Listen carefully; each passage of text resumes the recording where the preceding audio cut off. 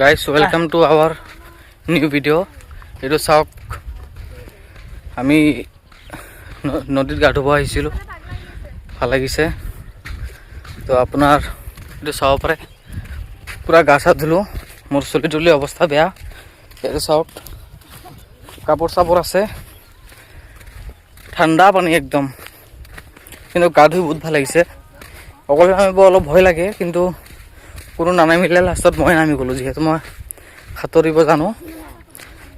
বহুত ভাল লাগিছে আৰু ঠাণ্ডা লাগি আছে, তামাম বতাহ দি আছে। আৰু নদীৰ পাৰৰ যিটো বতাহ হয় সেইটোতো ঠাণ্ডা থাকেই, আপোনালোকে গমেই পায়।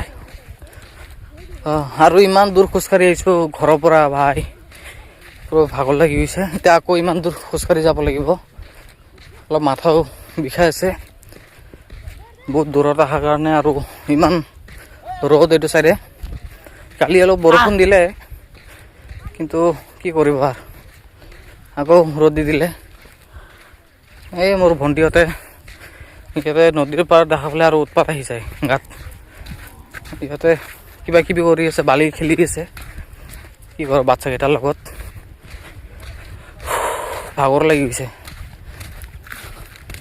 কিন্তু জেগাটো বহুত ধুনীয়া। গাঁৱত আহিলে এইটোৱে ভাল লাগে যে নদীত গা চা ধুব পাৰি, সেইবুলিয়ে ভাল লাগে। আৰু মজা লাগি গৈছে, গাটো একদম হালকা লাগিছে সাঁতুৰি কিনে।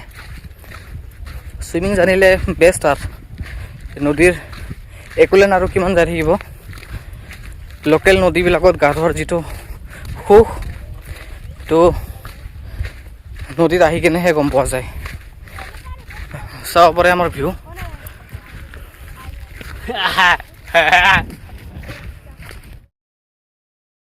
গাইজ পুৰা ঠাণ্ডা ঠাণ্ডা পানী, ইয়াত জঁপিয়াই জঁপিয়াই কাটিছোঁ, পুৰা একদম মজা লাগি গৈছে।